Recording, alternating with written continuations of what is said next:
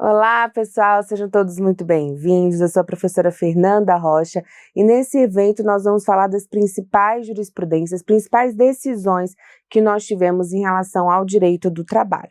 Como vocês já bem sabem, a gente tem um sistema, digamos assim, de precedentes que vem lá desde o CPC de 2015, que acabou substituindo, digamos assim, não substituindo, ficando no lugar, mas tendo uma importância maior que as próprias súmulas. Então, quem está acostumado a estudar para os concursos trabalhistas acaba que está acostumado, habituado a ler súmula e OJ. Elas ainda têm a sua importância, mas mais importante que elas, a gente tem uma mudança de paradigma, digamos assim, são os precedentes vinculantes, tá? Esses precedentes vinculantes, nós temos alguns de 2022, mas a maior parte deles é de 2025. Então, além de ler súmula, além de ler OJ, vai ter que ler os precedentes vinculantes. Mas não se assuste, tá, pessoal? Muitos precedentes vinculantes são reafirmações do que nós já tínhamos nas súmulas.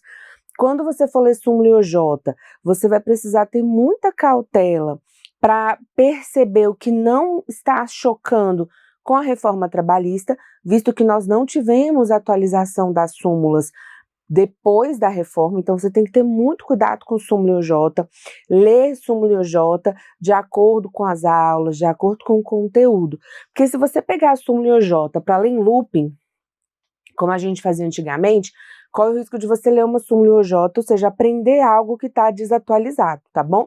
Então, o que você vai fazer na prática?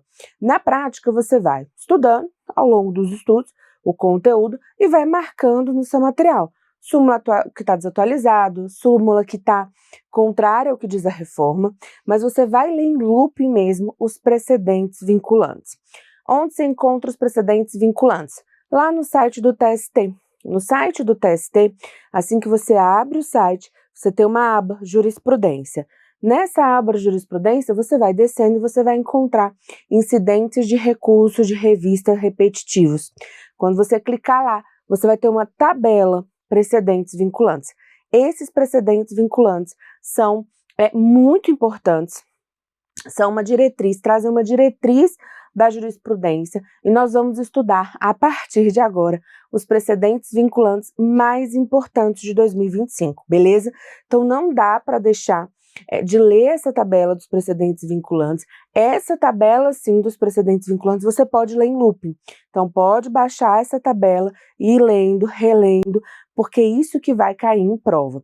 E a gente tem tanto precedentes que confirmam o que está na súmula. E por que o TST se deu esse trabalho, né, pessoal? De editar um precedente que diz a mesma coisa que uma súmula já dizia. Porque os precedentes vinculantes, eles têm mais força do que as súmulas. Os precedentes vinculantes são mais fortes do que a própria súmula. Então, muitos precedentes vinculantes, eles vão, de fato, reafirmar o que a gente já sabia, reafirmar o que o TST já dizia, que fazer o que a gente chama de reafirmação jurisprudencial, e alguns, de fato, trazem novidades, né? Esses que trazem novidades têm muito cara de prova, então você precisa estar bastante atento, ok? Então, vamos direto para a tela, para o nosso primeiro precedente, pessoal. Esse primeiro precedente, ele nada mais é do que uma reafirmação de jurisprudência, ok? Ele fala o seguinte: para fins de garantia provisória de emprego prevista no artigo 118 da Lei 8.213 de 91, não é necessário o afastamento por período superior a 15 dias ou a percepção de auxílio-doença acidentário, desde que reconhecido após a cessação do contrato de trabalho o nexo causal ou concausal entre a doença ocupacional e as atividades desempenhadas no curso da relação de emprego. Então, esse aqui é a tese, tá, de IRRR, recurso de revista repetitivo, é o que a gente chama de precedente vinculante, e essa foi a tese firmada.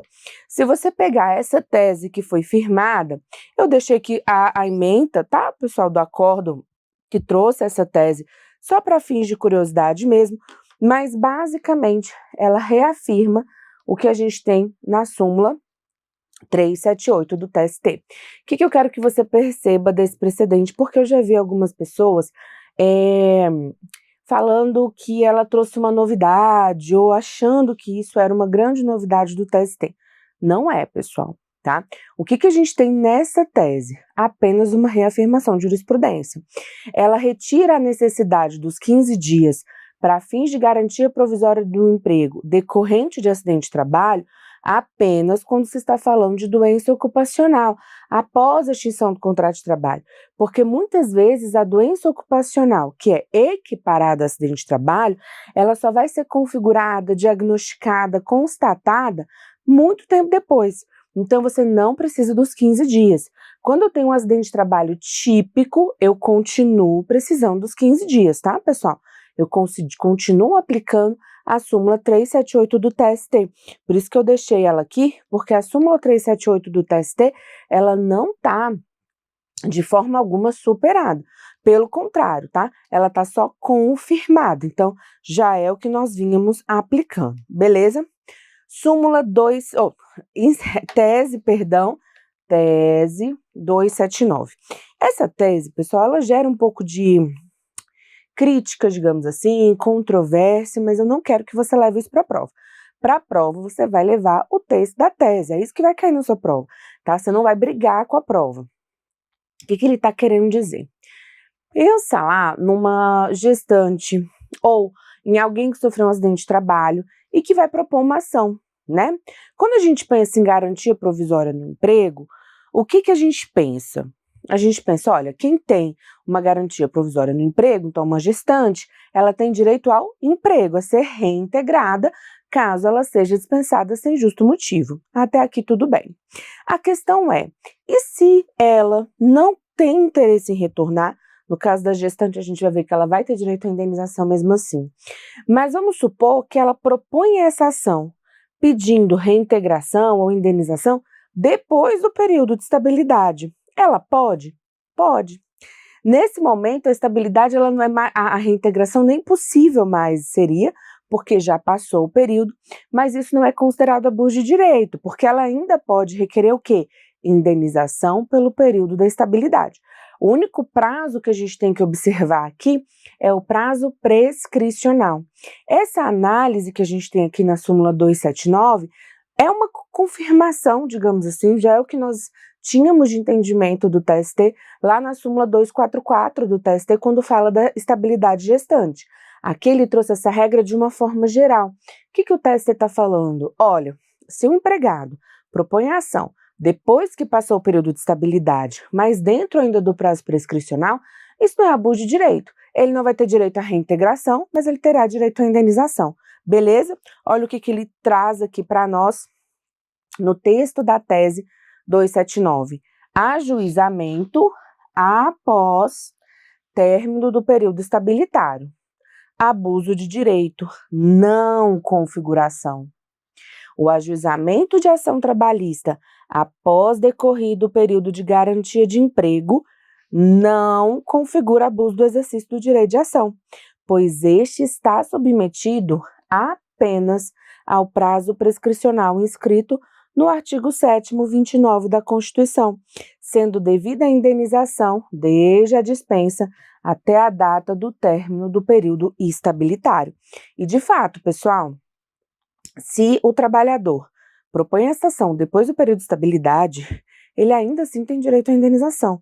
O TST não entende que aqui há um abuso de direito, tá?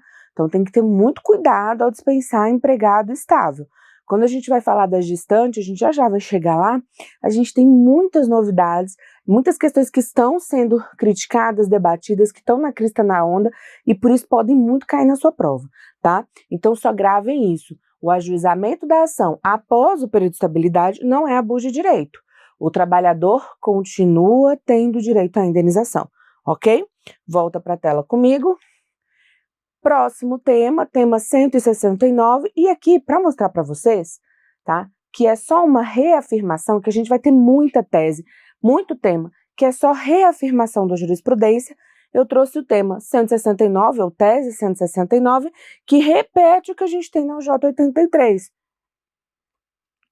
Olha o que a gente tem no tema 169. A prescrição bienal começa a fluir do término do aviso prévio. ainda que indenizado. Tranquilo, de fato, porque o contrato só se encerra após o aviso prévio indenizado. E aí o OJ diz o quê? Aviso prévio indenizado, prescrição. A prescrição começa a fluir no final da data do término do aviso prévio. Tranquilo. Estão vendo como muitos dos temas, eles são temas que se repetem? São teses que só estão repetindo o que a gente já viu em súmula. Então, quem já está estudando, acaba que revisa muita coisa, tá? Quem está começando o estudo para os TRTs, né? Está começando agora os estudos na área trabalhista, comece pelas teses, pessoal. Porque aí você vai conseguir, quando você for ler súmula, identificar o que está superado, identificar o que é reafirmação. Então, preocupe-se mais com as teses do que com súmula e OJ. Beleza? Súmula e OJ, o que eu recomendo? E aí, quando a gente está dando aula de conteúdo, matriz, o que eu peço para os meus alunos? Súmula e OJ, pega um PDF, mostro lá como você baixa esse PDF com todas as súmulas, todas as OJs do TST, ou imprime, ou faz um material que você consiga grifar no computador, no tablet, enfim, e conforme a gente vai estudando, eu vou falando, risca essa súmula, destaca essa está superada, e aí você fica só com a súmula e OJ que tá valendo, beleza? Vamos para o próximo tema, tá? Aqui mais uma vez só para vocês compararem.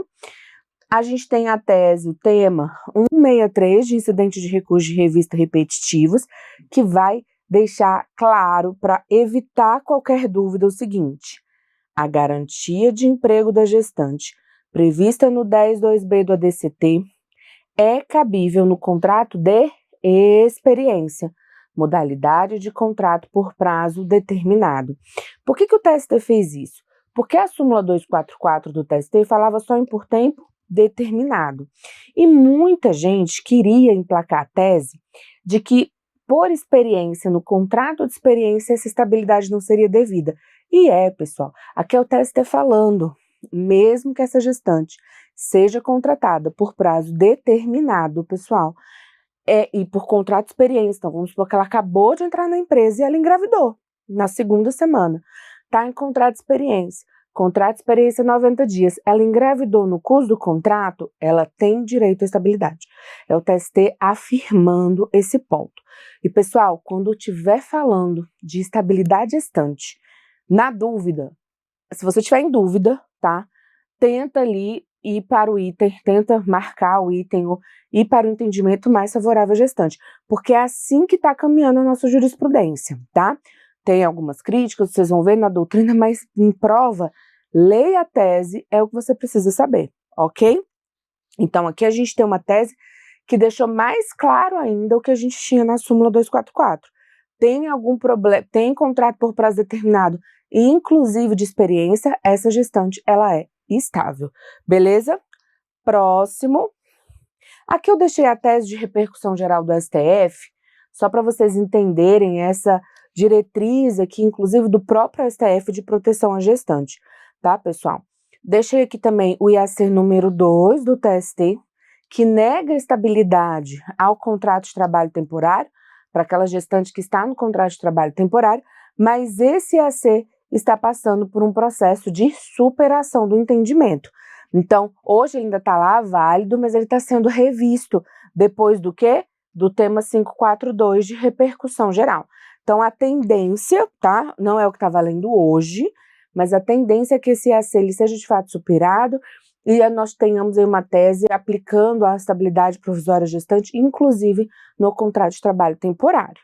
E aí você não pode confundir contrato de trabalho temporário, que está na Lei 6.019 de 74, que é aquele contrato que a gente utiliza muito em fim de ano para contratar mais vendedor para uma loja, lembra? Quando aumenta a demanda, não confunda esse contrato com o contrato por prazo determinado lá da CLT, tá? Contrato temporário, ele também é uma espécie de terceirização, eu também tenho uma empresa de trabalho temporário que vai recrutar esse trabalhador e encaminhar, por exemplo, para a loja do shopping. Contrato por prazo determinado, ele está lá no 443 da CLT, ele é uma contratação direta com o empregador, tem causas, tem motivos específicos, inclusive experiência, beleza? Vamos voltar aqui. Próxima tese. Aqui também, pessoal, sobre gestante, tá? Tese importante, tese interessante, polêmica. Antes da gente ler, deixa eu te explicar o contexto dessa tese.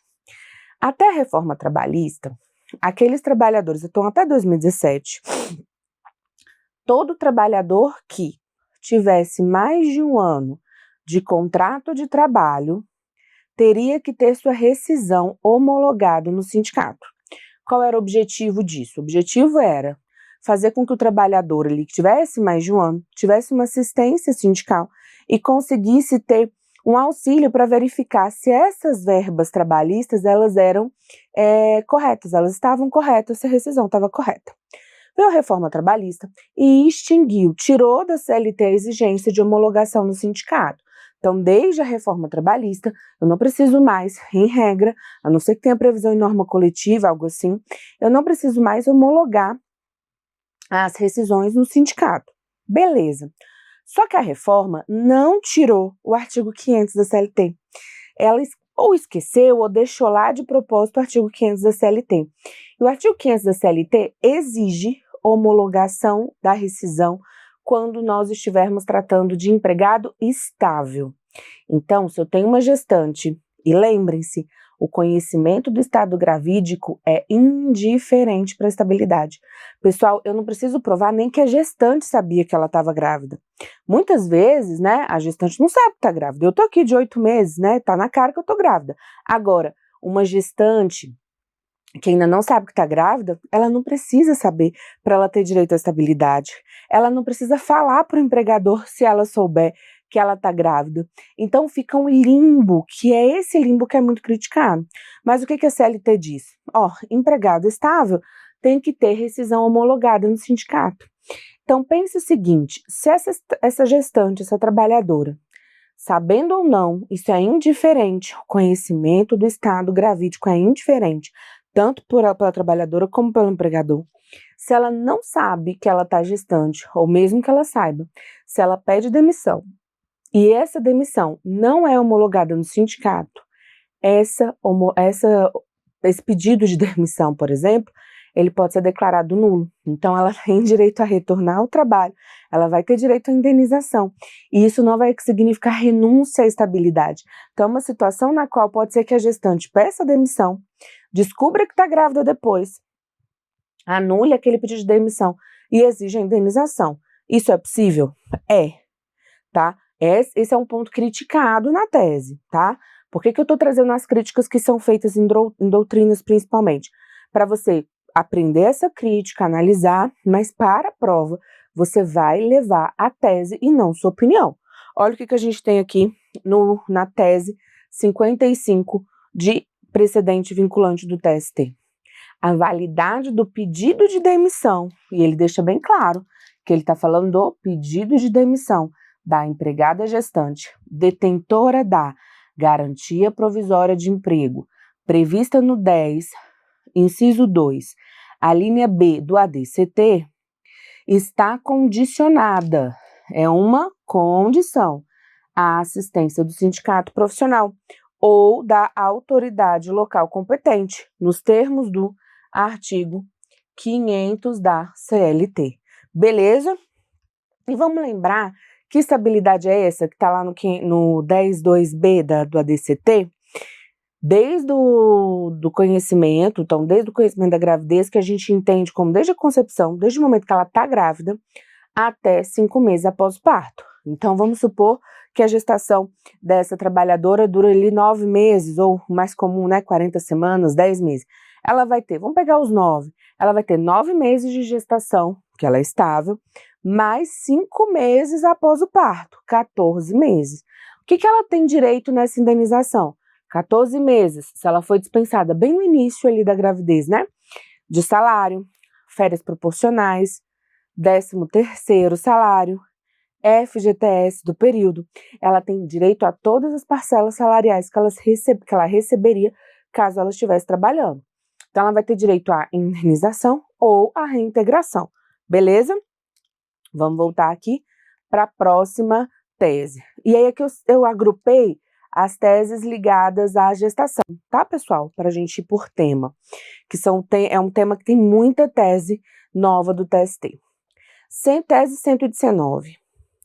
A dúvida razoável e objetiva sobre a data de início da gravidez e sua contemporaneidade ao contrato de trabalho não afasta a garantia de emprego à gestante. O que essa tese 119 está dizendo? Está falando assim, ó, se eu tenho dúvida sobre o dia de fato que ela engravidou e como que a gente faz isso, nos processos, como é que vem? Pessoal, vem lá uma ultrassonografia com um laudo dizendo a data provável do início da gestação, tá? Só que essa data do início, ela é uma projeção. O médico, né, quem faz o ultrassom, não tem como ter uma certeza absoluta da data em que houve de fato essa concepção e da data em que de fato essa gestante ficou gestante. Então, se eu tenho uma dúvida razoável, né, em geral esses exames eles até vêm ali 7 dias para mais ou para menos, eles trazem às vezes uma margem, mas mesmo que não traga, se é muito próximo do fim do contrato, aviso prévio indenizado, ela vai ter essa estabilidade. A gente vai usar uma dúvida pró-trabalhadora, tá? E lembrem, vou até anotar aqui para vocês, é importante ler essas teses de gestante do TST em conjunto com o artigo 391A da CLT.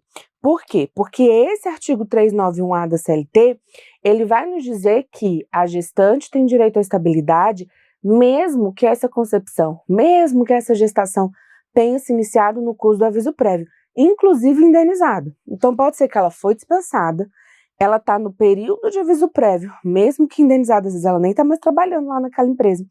Se ela engravida no aviso prévio indenizado, ela tem direito à estabilidade, beleza? Então, muita atenção aqui.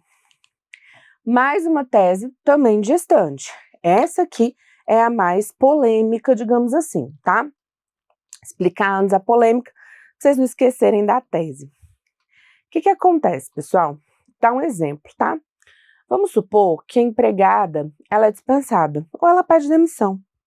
Ela não fala que está grávida, às vezes ela nem sabe, o empregador muito menos sabe que ela está grávida e dispensa, né? Ou aceita o pedido de demissão dessa empregada. Beleza. 3 meses depois, vem a gestante, vem a trabalhadora, vamos supor que ela pediu demissão, e fala assim, ó, eu tô grávida, e eu tava grávida no curso do aviso prévio.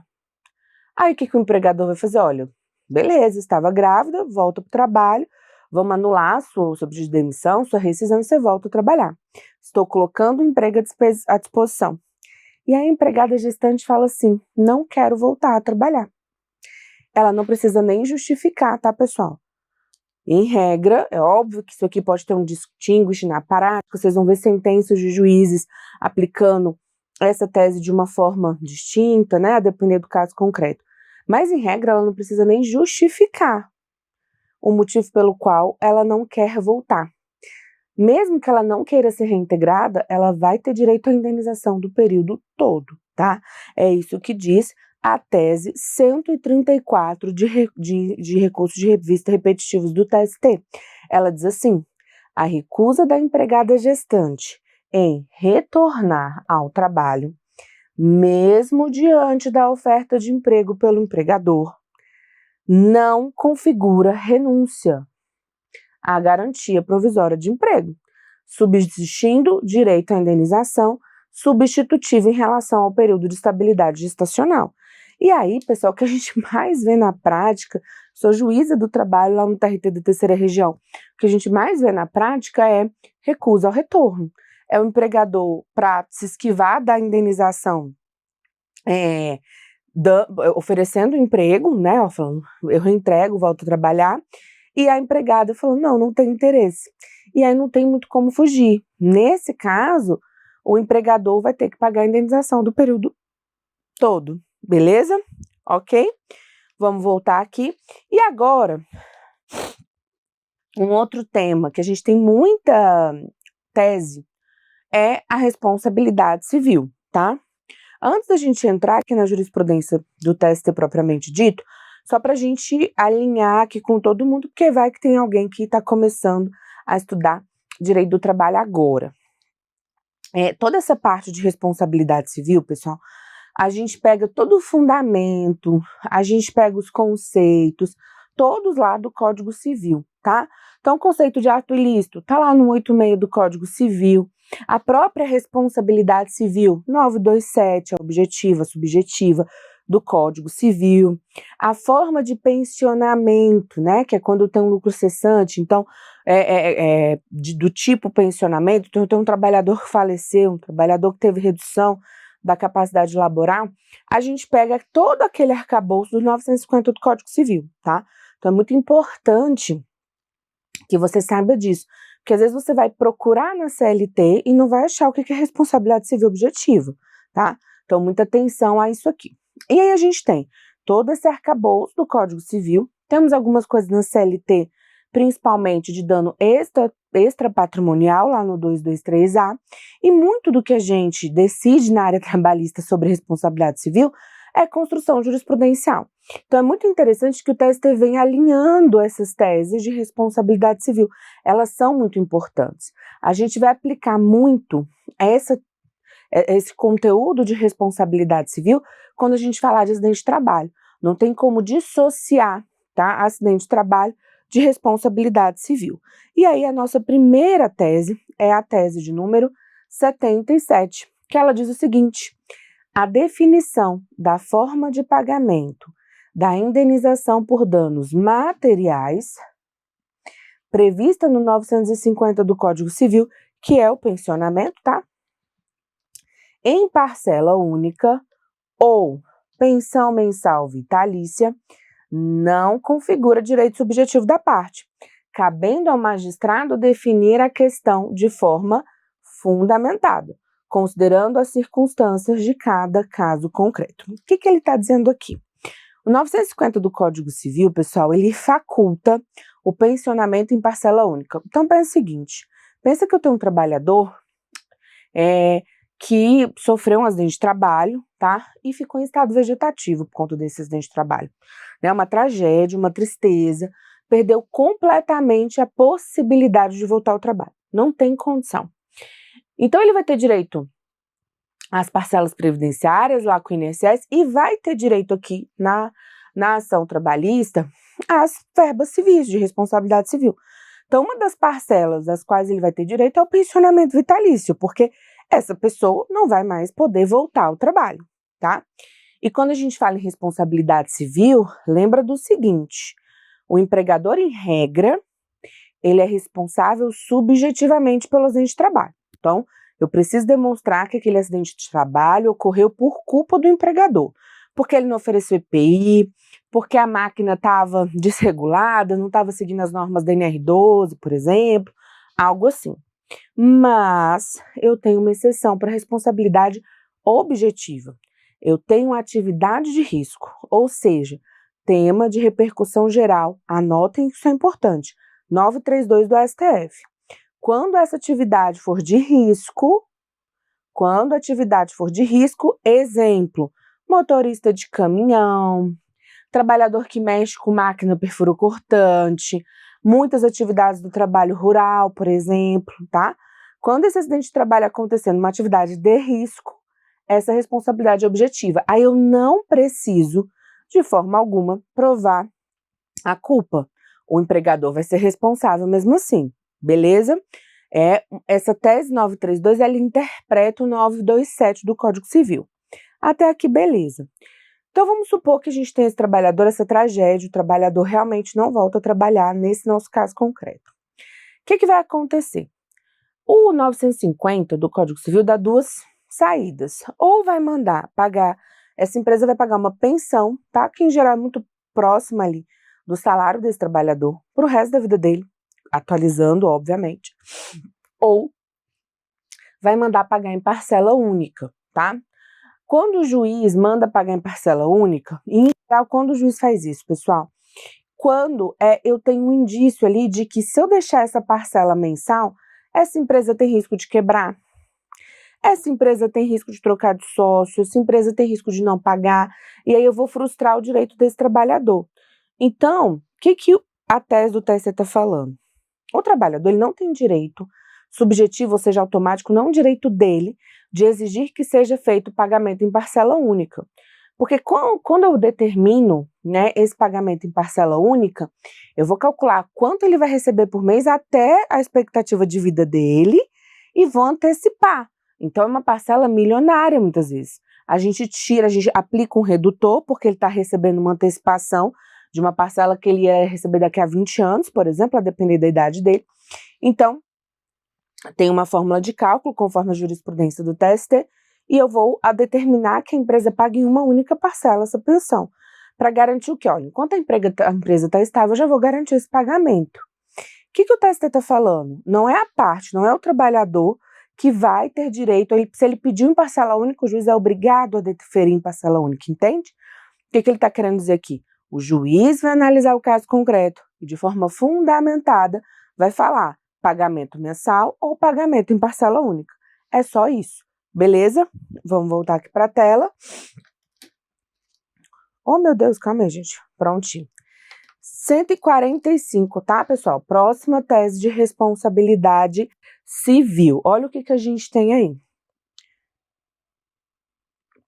É possível a acumulação de pensão pela redução da capacidade laborativa, paga a título de indenização por danos materiais, ou seja, mais o salário recebido pelo trabalhador, por se tratarem de verbas de natureza de fatos geradores distintos. Olha só, às vezes o trabalhador sofre um acidente de trabalho e ele tem apenas uma redução da capacidade laboral. Olha, o movimento da mão dele ficou mais lento, ele vai produzir menos, mas ele continuou trabalhando. E aí a gente determina uma pensão que é proporcional a essa redução da capacidade laboral. Então vamos supor que lá no laudo médico vem que ele perdeu 20% da capacidade laboral. Então, em geral, essa pensão ela é proporcional a essa redução. Ele vai ficar recebendo essa pensão. Mas se ele estiver trabalhando, não tem nada que impeça o trabalhador de receber salário e pensão, porque são naturezas distintas, mesmo que o salário seja o mesmo que ele recebia. Porque a redução da capacidade laboral aqui, pessoal, visa indenizar uma série de fatores. Vocês concordam que com essa redução da capacidade laboral, ele pode ter dificuldade de, se for demitido no futuro, procurar um emprego? Se ele recebe por produtividade naquela empresa, provavelmente ele vai receber menos. Se naquela empresa surgir uma vaga para promoção, provavelmente ele não vai ser promovido, porque ele já tem uma redução dessa capacidade laboral. Percebe? Então são naturezas distintas. É só isso que o TST está falando, ok? Próxima tese, tese 155. A indenização por danos materiais, mais uma vez, prevista no 950 do Código Civil, ou seja, ele está falando de quê? Pensionamento, tá? Essas últimas 3 teses, pessoal, tá falando sobre pensionamento, ok? Decorrente de ato ilícito, se alguém tiver dúvida sobre o que é ato ilícito, dá uma olhadinha no 186 do Código Civil, que cause incapacidade para o ofício, deve ser fixada da seguinte forma. Então, ele está me dizendo aqui como que eu vou estipular o pensionamento. Inciso 1. Em caso de pagamento mensal, deve contemplar a duração da incapacidade ou redução da capacidade do trabalho para que se inabilitou o trabalhador. De fato, eu tenho que ver quanto tempo esse trabalhador ficou incapacitado ou quanto tempo ele vai ter essa capacidade reduzida ou de quanto foi reduzida essa capacidade. Para que se inabilitou o trabalhador, sendo vedado fixar de ofício a limitação temporal com base em critérios etários. O que ele está falando, juiz? Na hora que você for determinar qual a pensão desse trabalhador, você não vai analisar a idade dele. Você vai analisar o quê? Quanto tempo vai durar essa incapacidade dele e qual é a redução da capacidade, por quanto tempo essa redução vai se manter. Essas sentenças, pessoal, que os juízes proferem com base na redução da capacidade laboral, elas podem ser revistas lá na frente, principalmente quando você determina pensionamento, porque pode ser que esse trabalhador se readapte, pode ser que com fisioterapia os movimentos da mão retornem e ele deixe de ter essa capacidade reduzida. Então, é uma sentença que pode ser revista depois, tá bom? Inciso segundo, havendo conversão em parcela única, tá vendo? A gente falou da parcela única já, deverá ser utilizada ou seja, se eu for antecipar a pensão vitalícia que esse trabalhador ia receber, e se eu estou antecipando, né? Vocês concordam? Eu não sei quando ele vai morrer, porque eu tenho duas saídas. Ou eu determino aqui na sentença, pensão mensal vitalícia, ou seja, até ele morrer, ou eu coloco pensão mensal paga em parcela única. Se é paga em parcela única, eu tenho que estimar quanto que esse cara vai viver, porque senão eu não consigo antecipar. O que ele está falando? Nesse caso, o juiz vai ter que usar a tábua completa de mortalidade do IBGE, ou seja, ele traz um parâmetro na data do início do pensionamento, ou seja, quanto tempo tem de expectativa de vida esse trabalhador ou trabalhadora, né? De acordo com o sexo, para fixação do termo final e da expectativa de sobrevida da vítima, para que eu tenha um parâmetro objetivo e seguro, tá? Do quanto tempo isso vai durar, beleza? Tema 181 é devida indenização por dano moral em ricochete, indireto ou reflexo.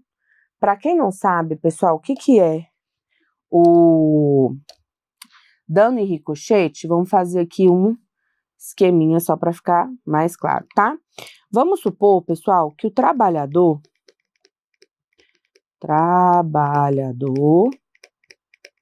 sofreu um acidente e faleceu, tá? Beleza?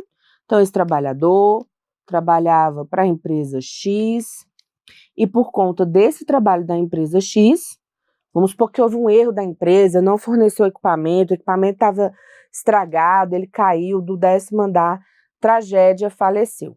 Ok. Esse trabalhador tem os danos que o próprio trabalhador sofreu, mas esse trabalhador ele tinha um filho, um filho sobrevivente, um filho de 2 aninhos, tá? Vocês concordam que esse dano que foi causado ao trabalhador, ele ricocheteou, ele refletiu no filho? Porque olha só, a relação base que a gente está analisando é trabalhador-empresa. Aqui houve um dano, houve um ato ilícito. A empresa forneceu um EPI estragado, com defeito. O trabalhador faleceu. O dano que foi causado a esse trabalhador ricocheteia, reflete na mulher dele, nos pais dele, no filho dele. Eu posso pedir em nome do filho, eu vou ter o dano que esse trabalhador sofreu. É um dano, é uma pensão, é um valor de dano moral. Né? Pensão não vai ter porque ele faleceu. Mas, vocês concordam que eu vou ter um dano reflexo em ricochete? O que é ricochete? Bate no trabalhador e ricocheteia em outra pessoa. Ricocheteou, atingiu o filho dele. O filho dele, que não tem relação de emprego com essa empresa, pode cobrar da empresa dano indireto? Pode. É isso que é o dano em ricochete. Olha o que a gente tem aqui. É devida indenização por dano moral. E aí a gente vai ver que também cabe por dano material, indireto ou reflexo, por presunção relativa aos integrantes do núcleo familiar. Por que uma presunção relativa? Porque pode ser que eu prove que esse filho não depende do pai, eu não falava com o pai, algo assim, tá? Mas, em regra, é uma presunção relativa de quem? Filhos, genitores, irmãos, cônjuge ou companheiro. Tá vendo? De empregado que é vítima fatal de acidente de trabalho. Então, não tem mais discussão, tá? Vai ser devida indenização por dano moral para o irmão, para o cônjuge, para o genitor, para os filhos, se esse trabalhador falecer em acidente de trabalho, ok? Tese tranquila aqui, pessoal. Tese 126. Aplica-se a prescrição trienal prevista no 206 do Código Civil à pretensão contida na ação de indenização por dano em ricochete. O que ele está dizendo aqui? Ele está falando o seguinte, como esse filho, no nosso exemplo, ele não tem relação trabalhista com a empresa, eu não posso cobrar dele a prescrição trabalhista. Por mais que a ação dele seja proposta na Justiça do Trabalho, ele tem uma relação civil com a empresa. Ele não é empregado da empresa, quem era o pai dele. Então, para o dano em ricochete, para o filho, para o genitor, para o irmão, para o cônjuge, companheiro, qual é a prescrição que eu vou aplicar? A de 3 anos. Que prescrição é essa? A do Código Civil. O O Código Civil vai falar que o prazo prescricional para as pretensões relacionadas à responsabilidade civil, ela é de 3 anos. Beleza? Então, volta comigo aqui para a tela. Tranquilo aqui, aplico a prescrição trienal e não aquela bienal e quinquenal do inciso 29 do artigo 7º da Constituição. Tema 183. O termo inicial do prazo prescricional à pretensão de reparação por danos materiais e extrapatrimoniais decorrentes de acidente de trabalho ou doença ocupacional coincide com a ciência inequívoca da consolidação da lesão em toda a sua extensão. Isso aqui é muito importante, pessoal, principalmente para quando a gente estiver falando de doença ocupacional, tá? Vamos supor que eu tenho um trabalhador que trabalhou muito tempo com algum produto químico que é cancerígeno. Às vezes, essa doença, esse câncer, ele só vai ser constatado anos depois da rescisão. Às vezes, a doença ocupacional ou trabalho típico, eu só vou saber a lesão efetiva desse acidente depois de um tempo. Porque pode ser que eu tenha que fazer uma cirurgia. Então, muitas vezes, o acidente aconteceu hoje. Esse trabalhador está em coma, esse trabalhador vai fazer cirurgia, eu não sei qual vai ser a consolidação desse dano. Às vezes o perito fala, olha, eu preciso que ele faça 10 sessões de fisioterapia, eu preciso que ele passe pela cirurgia primeiro para a gente saber se ele teve ou não uma redução da capacidade laboral. Então, o que o TST está falando? A prescrição, a gente sempre vai aplicar a teoria da accionato, ou seja, eu preciso conhecer de fato essa lesão. Então, depois que essa lesão do acidente de trabalho ou da doença ocupacional, ela de fato se consolidou, o trabalhador de fato sabe o que está acontecendo naquele caso concreto. Depois que isso acontece, aí sim eu vou ter o início do meu prazo prescricional, beleza? E não necessariamente do dia do acidente, ok? Tema 308. Aqui, pessoal, já encerrando, a gente já sai um pouquinho de responsabilidade civil, e aí eu trouxe algumas teses soltas que tem cara de prova, então dê uma olhadinha, que parece assim, sabe aquela questãozinha da FGV, da FCC, por isso que eu tô trazendo. Então, eu fiz ali 2 blocos, né? Um de gestante, com muitas teses de gestante, muitas teses de responsabilidade civil, e agora vamos para algumas teses avulsas, ok? Tema 308. O empregado que ocupa cargo de confiança nos termos do 62, incisos 2 da CLT, e aí a gente precisa lembrar que esse trabalhador é aquele gerente, é aquele que não tem controle de ponto, então ele não bate ponto, é aquele que não vai fazer hora extra, é aquele que não tem intervalo, por exemplo, não, deveria ter, mas é aquele que não tem um controle de jornada, portanto ele não recebe hora extra, então ele não se enquadra naquele capítulo da CLT e da duração do trabalho, está ali no artigo 58 seguintes. Esse trabalhador, ele continua tendo direito, mesmo gerente, ao repouso semanal remunerado, tá? Então, o que ele está falando aqui? Ó, se ele não usufruir do repouso semanal remunerado, e aí ele precisa usufruir, ele vai ter direito a esse repouso indenizado, tá? Olha o que a gente tem aqui. O empregado que ocupa cargo de confiança, nos termos do 62.2 da CLT, tem direito ao pagamento em dobro dos dias destinados a repouso, quando trabalhados e não compensados. Então, ele vai ter direito ao repouso semanal remunerado, caso ele não trabalhe, não tenha gozado do repouso, tá? Então, ele trabalhou ali 8 dias seguidos, pessoal, tem que trabalhar 6 dias seguidos e folgar o 7º. Não tem conversa, tá? Próxima tese, adicional noturno, todo mundo sabe, né? O horário noturno, pessoal, ele vai, para o trabalhador urbano, vai das 22 horas de um dia às 5 horas do dia seguinte. Tem um redutor de 52 minutos e 30 segundos, que a gente chama de hora ficta noturna, tá? Quem trabalha nesse horário, de 22 horas de um dia às 5 horas do dia seguinte, mesmo que parcialmente, mesmo pegando um período, tem direito aos 20% adicional de noturno, tá? 20% sobre a hora noturna. O que ele está querendo dizer? E se eu faço hora extra no horário noturno? Olha o que ele nos diz aqui. O adicional noturno integra a base de cálculo das horas extraordinárias prestadas no período noturno.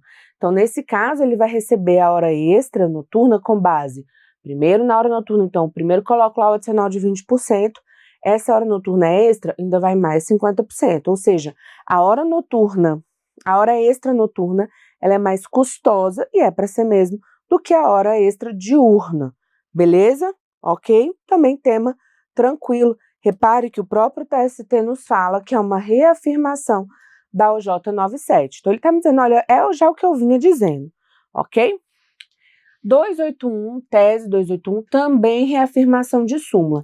Essa súmula, pessoal, cai bastante em prova, tá? Por isso que eu trouxe ela aqui para nós revisarmos, digamos assim. Fala o seguinte: membro da CIPA, estabilidade provisória, extinção do estabelecimento.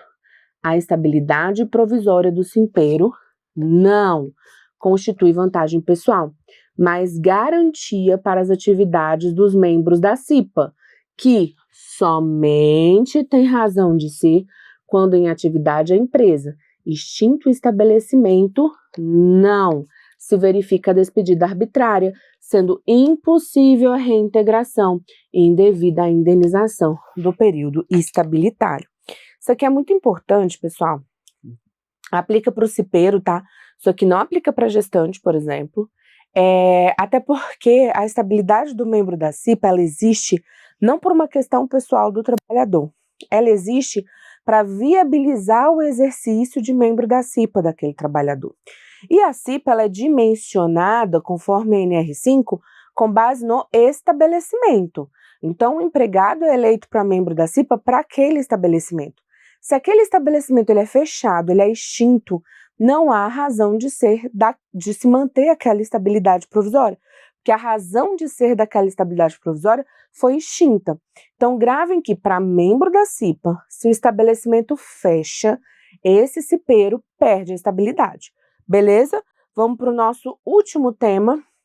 Tema 280, horas extraordinárias, base de cálculo. Pessoal, só reafirmando súmula 264 do TST. A remuneração das horas extras é composto do valor da hora normal, integrados por parcelas de natureza salarial. Então, as parcelas de natureza salarial integram o cálculo da hora extra, acrescidos do adicional previsto em lei, 50% no mínimo, contrato, acordo, convenção coletiva ou sentença normativa. O que ele está me dizendo? Hora extra, eu vou levar em consideração as parcelas salariais, inclusive aquelas que estão previstas em acordo coletivo, convenção coletiva e contrato. Beleza? Dá tempo para mais uma tese, pessoal?